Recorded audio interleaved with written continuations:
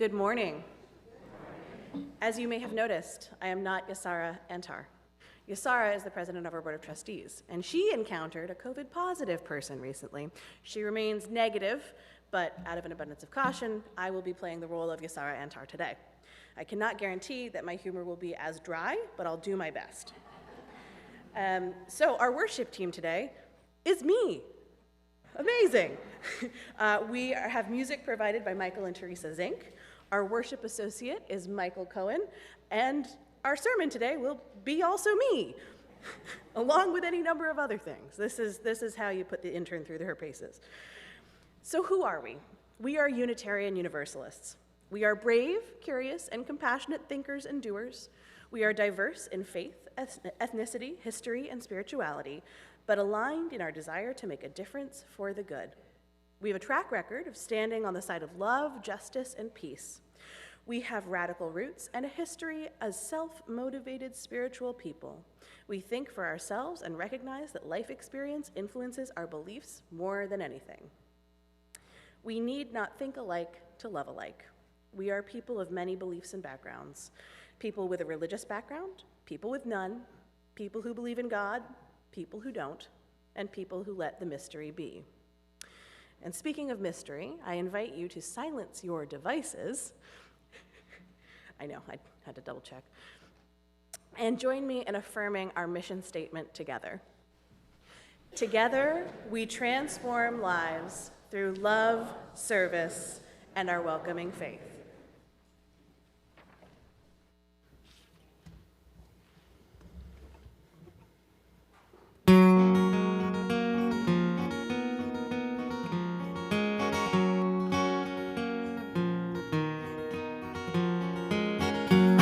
For a breakthrough, as long as everything stays the same. I avoided the cure, but it found me anyway. I was looking for a redo, but my game hasn't changed. And hoping for a different outcome is insane. This is good, this is real, this is how it's supposed to feel, right here and now. Both feet planted on the ground. I've been praying for a breakthrough, as long as everything stays the same. I avoided the cure, but it found me anyway. Sometimes you gotta break down and throw everything away. Take a look at it all with the curtain calls of yesterday. Now and then you gotta leave town and your zero-sum games, for a place with no sound and no one around who knows your name. This is good, this is real, this is how it's supposed to feel, right here and now, both feet planted on the ground. Sometimes we gotta break down and throw everything away. I avoided the cure, but it found me anyway.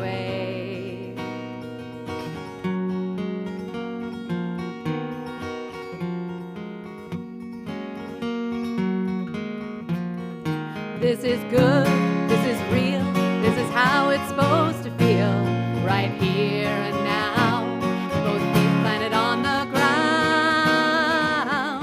I've been praying for a breakthrough, as long as everything stays the same. I avoided the cure, but it found me anyway. Sometimes we gotta break down and throw everything away.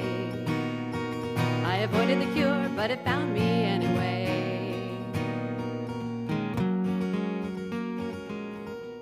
But it found me anyway. But it found me anyway.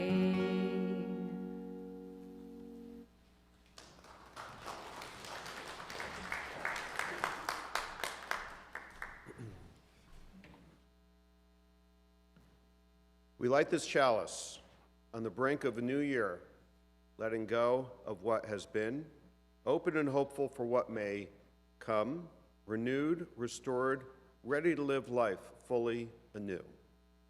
May we move forward with intention. And now, If you are able, please stand and join us in our first hymn, which happens to be probably my favorite hymn in the whole hymnal. Come sing a song with me.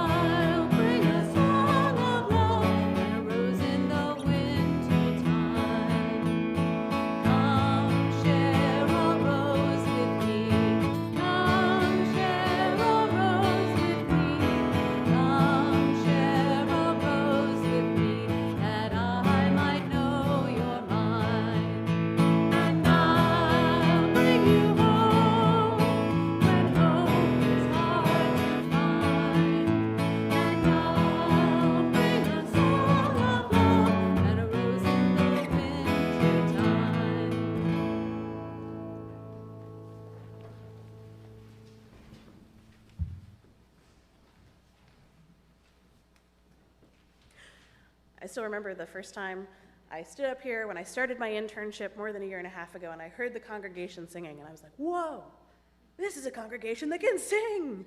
And it's so nice every time that is validated again.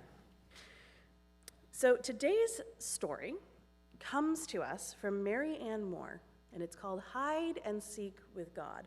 We don't have any slides. We're doing this the old-fashioned way. So I'm going to tell a story, and you can imagine what the pictures look like. Once upon a time, God said, I'm bored because I don't have anything to do. I want to play with my friends. And because God is God, as soon as the words were spoken, God's friends were there. When God saw them all gathered, God said, I've been bored because I haven't had anything to do. Let's play something. Good idea, said God's friends. What shall we play? God thought for a minute and then said, I know. Let's play hide and seek. And so hide and seek was invented. The friends all said, yay! They knew that hide and seek with God was always exciting and different because God was the one who hid, and God always thought of wonderful places to hide. God's friends closed their eyes tight and counted to 10. When they opened their eyes, God wasn't there anymore. So they all went off to look for God.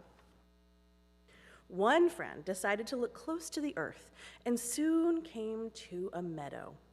As he was searching, he stopped to admire the tender new sprouts of green grass pushing their way up toward the sun.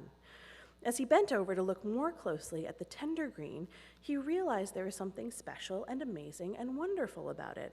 So he jumped up and ran back to home base, calling out, I found God. God is green and growing. I found God in the grass. Another one of God's friends decided to look for God in the night. She watched the sun go down and heard the workaday noises stop and saw the lights in the houses go out. As it got darker and the peaceful night wrapped itself around her, she listened very hard, and then she realized there was something special and amazing and wonderful about it. And when it was so still that she could see and hear nothing at all, she suddenly jumped up and ran back to home base, calling out, "I found God. God is dark and peaceful. I found God in the night." A third friend looked on the earth and felt the mystery of the grass growing towards the sun. He stayed and watched the night come on, and he felt the mystery of the darkness and the stars. He thought to himself, these mysteries are special and amazing and wonderful. But when he finally came back to home base, he said, "I found wonderful mysteries, but I'm not sure if I want to call them God." A fourth friend decided to look for God where people were. He joined a group of people going home from work and went with them into the store where they bought food. He went with them back out on the street as they started for their homes. He was with them when someone came up and said, "Please, I'm very hungry. Could you share a little food with me?" The people readily agreed, and as he watched them share, he realized there was something special and amazing and wonderful about these people. He turned around and ran to home base, calling out, "I found God. God is love and sharing. I found God in people who care for others." Finally, two more of God's friends decided to look for God together. After a time, they came to a house and decided to look for God in the house. In the house, they saw a room, and they looked for God in the room. In the room, they saw a mirror, and they looked for God in the mirror. As they looked into the mirror, they realized there was something special and amazing and wonderful being reflected in it. They turned around and ran to home base, calling out, "We found God. We found God in us." At this, God appeared again and said, "I had so much fun. Weren't those good hiding places? Some of you found me, others weren't sure, and others are still looking. That's okay, because the most important thing is just to play the game. Let's do it again. I'm sure I can think of some other good hiding places." And they all called out, "Ollie, ollie, oxen free," and the game started over again. And now, I invite any of the children who are present to head to our one-room schoolhouse experience in the McGinnis room, I think. Sounds good. Sounds fun. Ooh, it's in the Wonder Room. Can I come?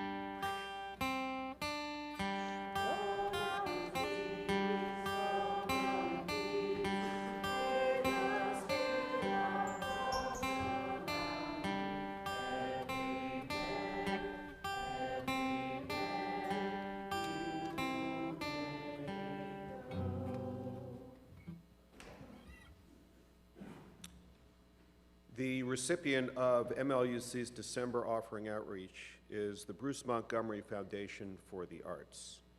Bruce Montgomery was an educator and a mentor to thousands of talented students as Director of Performing Arts at the University of Pennsylvania. The foundation preserves Bruce Montgomery's artistic legacy by awarding Springboard grants annually to individuals and student organizations in the Philadelphia area that are pursuing excellence in the performing arts.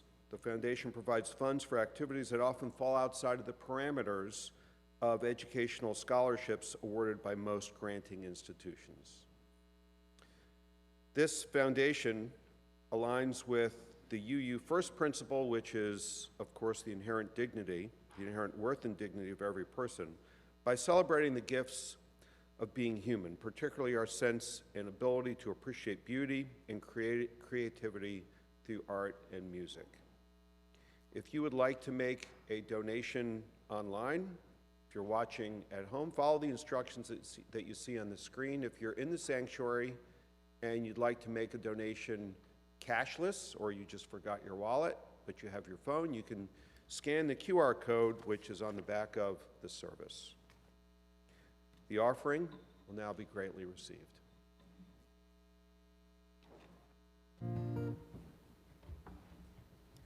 I've been walking in my sleep, counting troubles instead of counting sheep. Where the years go, I can't say. Just turn around and they've gone away. I've been sifting through the layers, dusty books and faded papers. They tell a story I used to know. It was one that happened so long ago. It's gone away in yesterday. Now I find myself on the mountainside, where the rivers change direction across the great divide. I have heard the owl calling softly as the night was falling, with a question.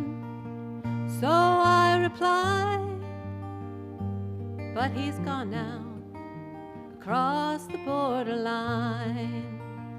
He's gone away in yesterday, and now I find myself on the mountainside, where the rivers change direction across the great divide. The finest hour I have seen is the one that comes between the edge of night and the break of day. It's when the darkness goes away. It's gone away in yesterday, and now I find myself on the mountainside, where the rivers change direction across the great divide.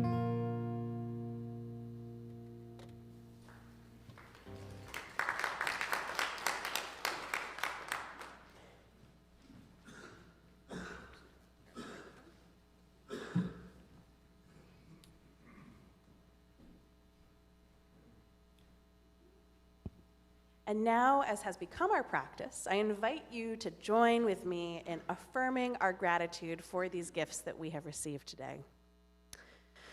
Let us be grateful when we are able to give, for many do not have that privilege. Let us be grateful for all those who share their gifts, for we are enriched by their giving. And let us be grateful even for our needs, so that we may learn from the generosity of others.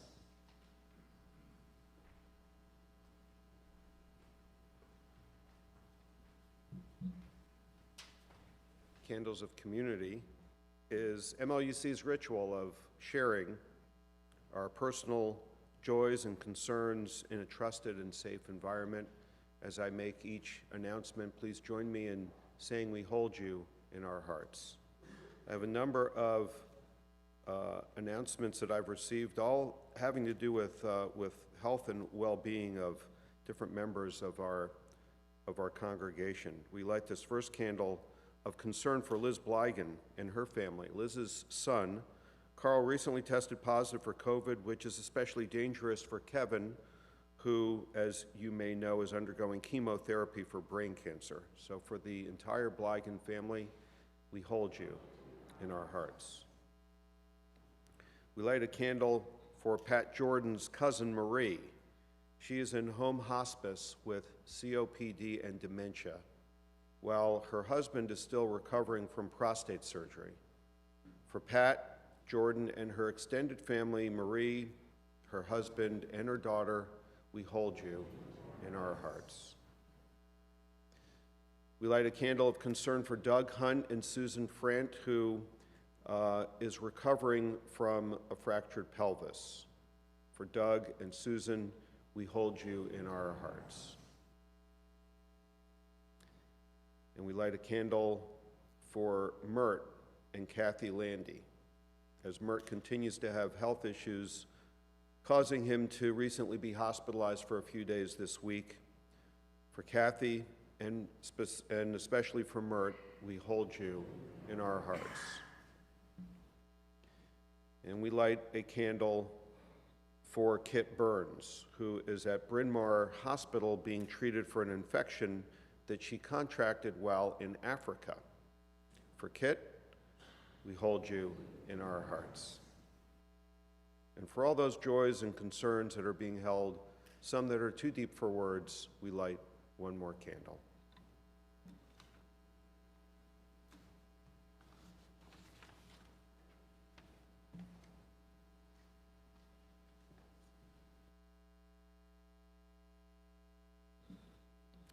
I invite you to join me in a spirit of contemplation, in a spirit of meditation. Get your body comfortable, however that feels right for you. You might put your feet on the ground. You might keep your legs crossed. You might slouch in your seat. You might sit back. I like to look up at the lights in the sky or look to a window. You might want to close your eyes. We are on the threshold of a new year.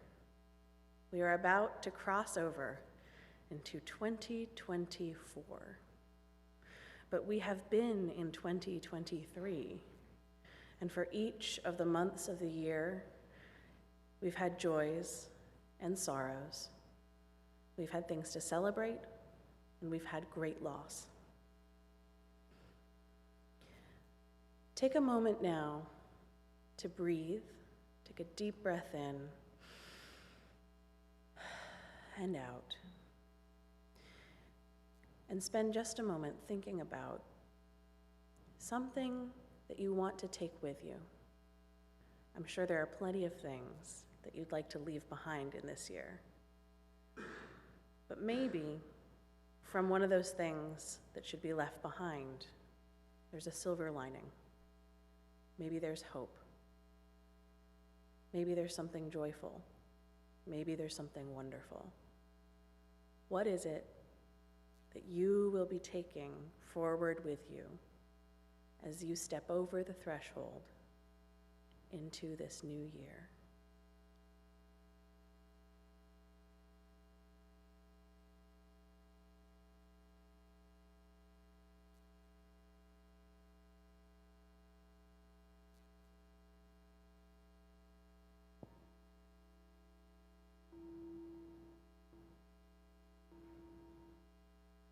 Now I welcome you gently back into this room, back into this space.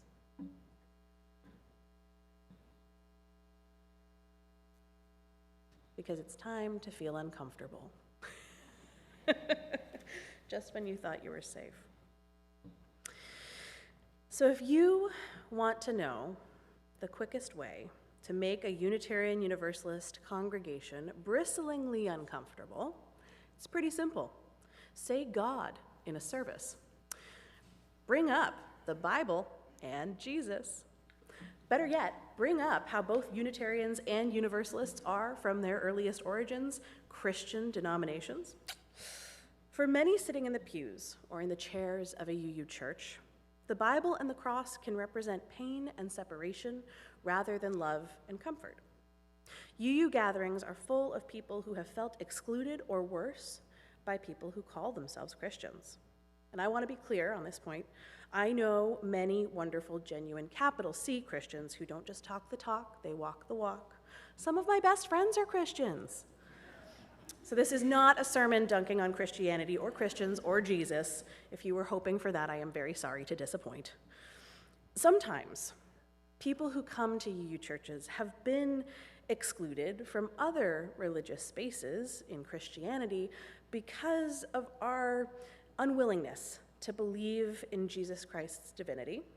Some UUs do believe in the divinity of Jesus, but they have been cast out of their families and communities because of their gender identity, their sexual orientation, their calling to spiritual leadership, or because their interpretation of spirituality doesn't jive with the mainstream of Christianity. Especially at this time of year, when many of us have been focused on a celebration time that is all about Jesus, even if we have co-opted plenty of pagan celebratory traditions, there can be a disconnect for those of us who are UUs and celebrate Christmas, but do not identify as Christians, for whatever reason. All month, we have been focused on the theme of mystery, on the cosmos, of the darkness where things grow, of celebrations of light, and of the everyday ways in which we experience mystery. I know I personally had a moment of awe at the mystery during our Christmas Eve service a week ago, as I sat in the back and experienced the beauty of everyone singing together and a sanctuary lit only by the candles that we held. As we know from the popular song, there are in fact 12 days of Christmas. The first day is December 25th. Did anyone get a partridge in a pear tree from their true love? Ah, another year of failure. The Christian period of Christmas extends until the day known as Epiphany, Twelfth Night, Little Christmas, or Three Kings Day, because that's how long it took the three wise men, the three kings, to arrive in Bethlehem. As someone who has delivered 2 babies and has another one on the way, I have a lot of empathy for Mary and the idea that she had to hang out in a barn for almost 2 weeks after giving birth, being inundated by angels, small boys with drums, random shepherds with their flocks, all culminating in the arrival of 3 old men who brought completely impractical gifts. I think of that scene in Monty Python's Life of Brian, where she goes, "A bomb? Why are you bringing a bomb to a baby?" It's myrrh and frankincense. It's a different kind of bomb, but still, 2 weeks late. As January and this exciting new year approaches, we look forward to a time and a theme of liberating love. I believe that in order to move forward with liberation as Unitarian Universalists, we must be honest with ourselves and with others about our denomination's past and understand how we can move forward by integrating our biblical heritage, rather than ignoring it because it might make us uncomfortable. Mainstream Christianity teaches that people are born inherently sinful, thanks Adam and Eve, and in order to be reunited with God after death, you need to be redeemed from that sin through grace, which comes in the form of Jesus Christ, the literal Son of God, who sacrificed himself to die on the cross so that everyone who believes in this can be saved from eternal damnation. Different Christian denominations believe you get to Jesus' saving grace through different steps. For some, it's just belief in Jesus as a savior. For others, it's doing certain things called sacraments, like being baptized or having last rites when you die. For others still, the strength of your belief and the success you have in this life is purely because you are among the elect who have already been chosen and saved.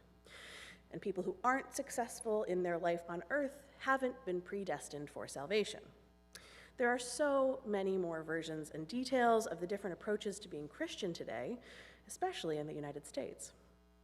When religion came with colonization to America and collided with the pure oxygen of constitutionally enshrined religious freedom, Christianity exploded like wildfire. So American Christianity is particularly exciting and often fiery. For me, personally, I don't buy into the basic premise of Christianity as it's generally understood. I believe that human beings are inherently flawed and imperfect, but not inherently sinful. So we don't need to be redeemed from our sin. And if we are inherently sinful and we needed to be saved from that, then surely the sacrifice that Jesus made has us covered universally. Yes, this is a heretical idea, and that is why I am in a Unitarian Universalist church and attending a Unitarian Universalist seminary, and not a Christian one. Part of the religious freedom explosion that took place in our country involved new perspectives on Christianity. Joseph Smith and his golden tablets, Mary Baker Eddy and her writings on illness as being correctable by prayer, and more. Other Christian heretics came across the water from Europe and were finally allowed to freely express their beliefs with less fear of persecution. Mennonites, Friends, Quakers, Unitarians, and Universalists all come to mind. As Unitarian Universalists today, our origins are explicitly Christian, and that means reckoning with the Bible and what that heritage means for us. Today, many UUs see the Bible as one of many sources of wisdom from ages past, but we certainly don't think it's the only source of wisdom, or that it should be interpreted literally. We know and accept that the Bible, both the Torah or the Old Testament and the New Testament, are filled with contradictions and instructions that can be confusing and, frankly, destructive. So how do we reckon with the Bible? especially those verses that are held up as definitive proof that God/Jesus wanted X, Y, Z, and since it's in the Bible, it has to be followed literally. Even if you can't quote them by heart, you probably know the kinds of Bible verses that I'm talking about, because you've seen them thrown around on Facebook by your bigoted uncle, or written on signs at the kind of events that you show up at to counter-protest. Those verses that prove Christian values are often in conflict with the basic principles that we as Unitarian Universalists believe in. They're used to support things like purity culture, the subjugation of women, limiting gender roles, racism, opposition to marriage equality. I could go on. Now, my initial reaction is to come at those Bible verses as a combination of historian and journalist. Did the people who wrote those verses actually know Jesus of Nazareth? How accurate was their reporting? Were the people whose names were attributed to these books and letters, were they the actual authors, or were they just applied to the works of other people to give them legitimacy? Sometimes this approach is helpful, and sometimes it's not. However, historical knowledge is a powerful thing, and I believe that it can empower us as UUs to reclaim the heritage that we have. We need to be able to look back to know where we are today, and to be honest about where Unitarian Universalism needs to go in the future. The ways people interpret the Bible today are not the ways that the folks who wrote them down would have interpreted them at the time that they were written. And it's not the way that those alive with Jesus of Nazareth would have interpreted things either. Those are two separate time periods. The people who wrote the books that we know as the Bible today, the New Testament, had such a fundamentally different worldview that we, as 21st century Americans, do, that it can be mind-boggling to wrap our heads around. My very first class in seminary, because I wanted to dive right in, was a class called Biblical Narratives. It was the very first thing that I did. I was one of 2 first-year students in the class. I was completely out of my depth. But our professor presented us with some seemingly simple questions that established a more accurate lens through which we can view the Gospels. Who are the people who are experiencing this and writing it down? What is their lived and cultural experience that creates the context for these stories? What are the relationships between different groups and different types of people during the period when all of this was unfolding? So who was the historical Jesus? Well, first of all, he was definitely Jewish. If he were here today, he would have been lighting candles for Hanukkah earlier this month. He was one of many people in his region at the time who were running around performing miraculous healings and teaching about religion. He was probably known as a rabbi, a sage, or a wonder worker. He was a Jewish apocalyptic prophet who was likely known in his lifetime as a political messiah, coming to free the Jewish people from the subjugation and colonization they had experienced for centuries under a variety of different groups. Most recently at the time, history's favorites, the Romans. He was of a people who were being ruled by an occupying force. He was of a people who were rife with inter-ethnic and intra-Jewish strain. He came from a people who were subject to a peasant existence because the occupying force intentionally kept them poor. So the stories told in the Gospels, the narratives, the parables, the anecdotes, are all stories from the perspective of a people who had been oppressed and were now being offered an opportunity for hope and freedom. Sound familiar? And when it comes to the book that we know today as the canonical Bible, there's Paul. Oh, Paul. Paul wrote a lot of letters, okay? And he wrote those letters to many different people who were all facing different challenges in the days of the early church.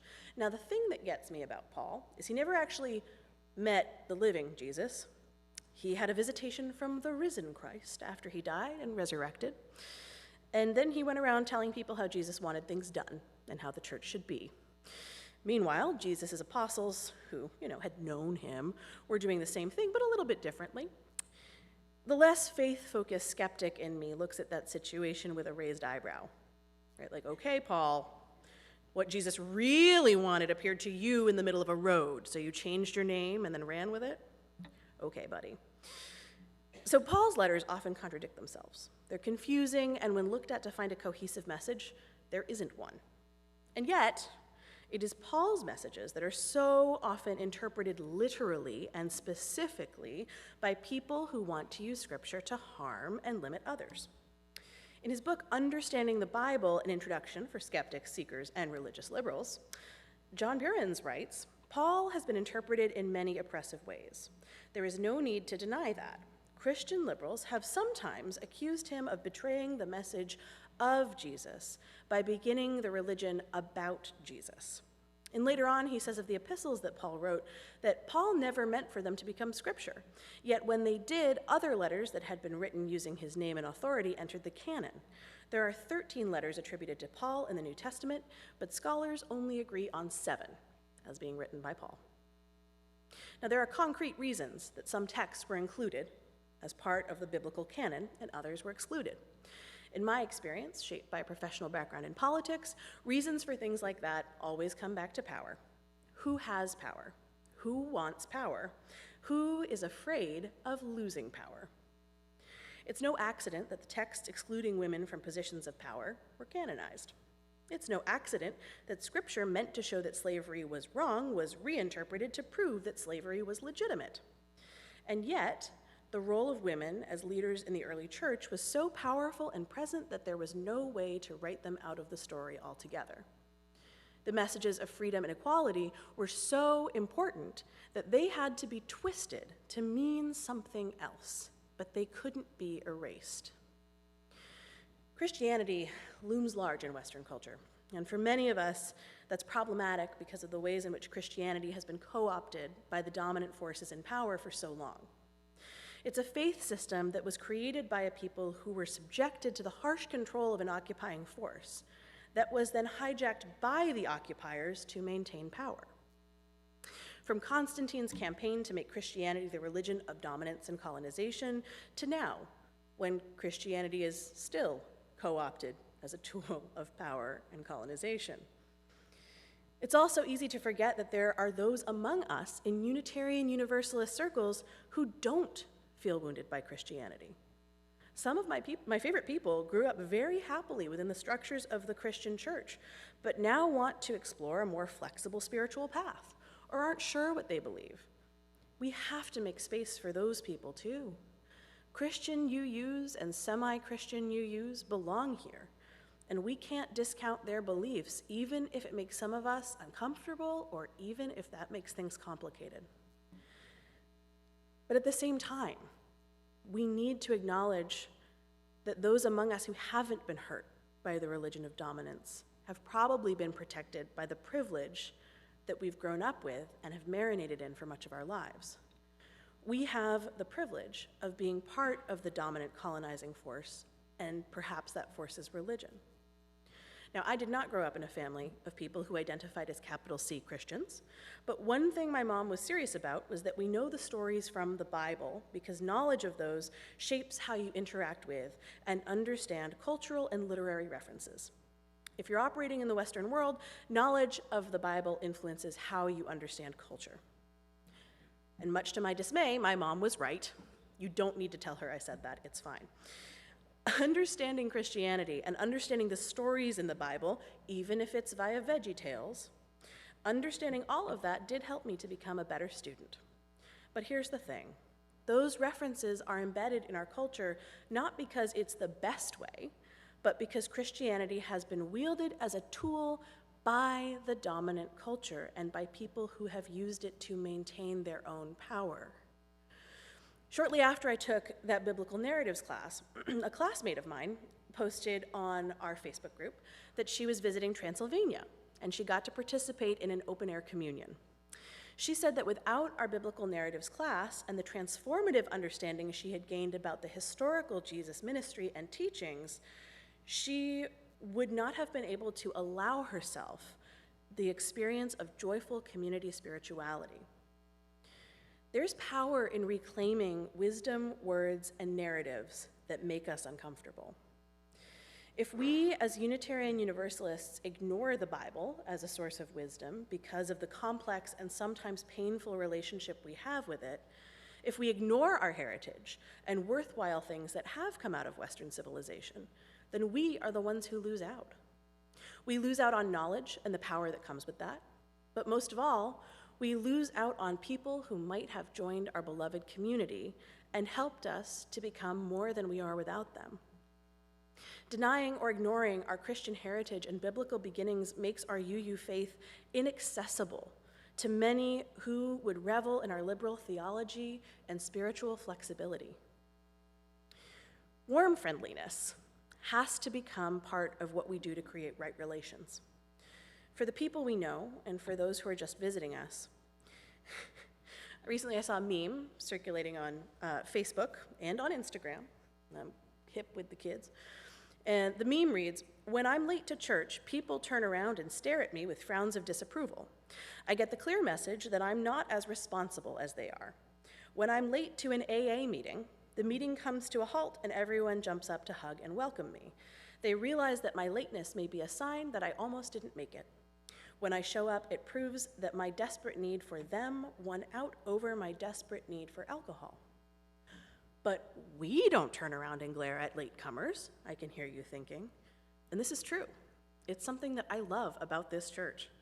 This is a church where ushers help latecomers find seats, and we don't judge them. It's where I am not judged when my 1-year-old wanders up to people during the service, and where my 3-year-old can frolic on the chancel dressed as a tiger during the nativity play, and people find it mostly endearing. And sure, part of the reason that my chaotic toddlers are treated with kindness is that I am the intern minister.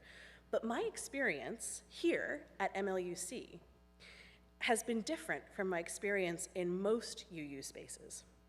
In many UU spaces, children are actively unwelcome. They should be seen and not heard, but they probably shouldn't even be seen. Here, it is the opposite. This is a place where all are welcome to enter, rejoice, and come in, and we treat our littlest friends that way. That same warm, honest friendliness that we share with kids needs to extend further, though, to people who aren't as cute, who don't always look like they fit in right away. And we also need to have an honest friendliness with our denomination's Christian foundations. It's necessary for right relations with others who might seek to join us. Those who come to join us from a Christian tradition shouldn't feel rebuffed by the absence of God, but welcomed in with words and phrases that give them touchstones to move forward on their own spiritual journeys, much as we strive to do for those among us who identify as humanists, pagans, atheists, agnostics, or anyone from a variety of religious backgrounds. And for those who need to reconcile and recover from negative interactions with Christianity, I believe there is healing and empowerment to be found in embracing the wisdom in the Bible that does align with our values. The origins of our denomination are explicitly Christian. There's no way of avoiding that, even if we want to. And I don't believe that we should. Unitarians and Universalists both came to the 1961 merger with histories that were Christian and heretical at the same time. Now, today, we are that history and so much more. Members of our beloved community come to us from all religious paths and none, so that we can journey together with shared values and vision for the world that is. As UUs, we don't necessarily believe that the kingdom of God is coming. We believe that it's our responsibility to make the world better here and now, because if there is a kingdom of God, it's here and now. It's the kingdom of the spirit of life, if you will. Our beloved friends and congregants have a variety of understandings of Christianity, and we must do our best to honor all of those experiences as well as we can. I believe that we have an obligation to our future and a responsibility to our history to empower ourselves with knowledge about the Bible and our past. Even more so, we must be cognizant of the ways in which Christianity has shaped our world. Through this, our own spiritual journeys can be enriched with healing and perspective. So together, in beloved community, we can move forward, and as we sing our children out, we can go now in peace. So now I invite you to rise in body or spirit as we sing hymn number 350, The Ceaseless Flow of Endless Time, as we step over that threshold.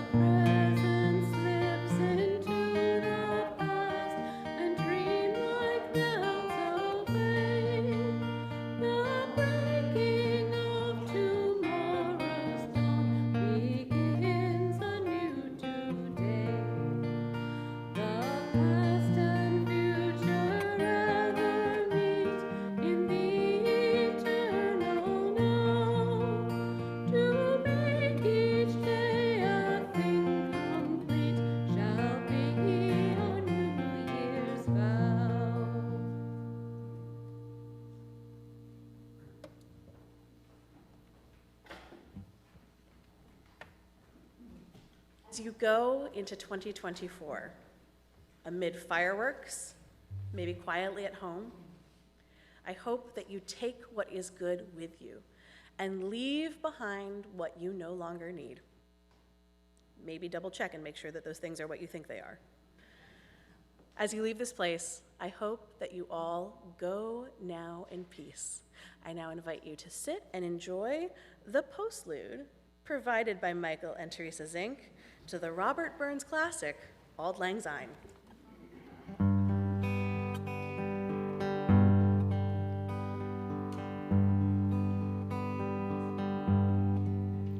We too have run about the fields and picked the daisies fine, but we've wandered many a weary mile since Auld Lang Syne. We too have paddled in the stream from morning sun till dine, but the seas between us broad have roared since Auld Lang Syne. For Auld Lang Syne, my dear, for Auld Lang Syne, we'll take a cup of kindness yet. For Auld Lang Syne, and surely you'll buy your pint cup, and surely I'll buy mine, and we'll take a cup of kindness yet. For Auld Lang Syne, and there's a hand, my trusty friend, and give a hand of thine, and we'll take a right old goodwill draught. For Auld Lang Syne, for Auld Lang Syne, my dear, for Auld Lang Syne, we'll take a cup of kindness yet. For Auld Lang Syne, should old acquaintance be forgot and never brought to mind, should old acquaintance be forgot, and Auld Lang Syne, should old acquaintance be forgot and never come to mind, should old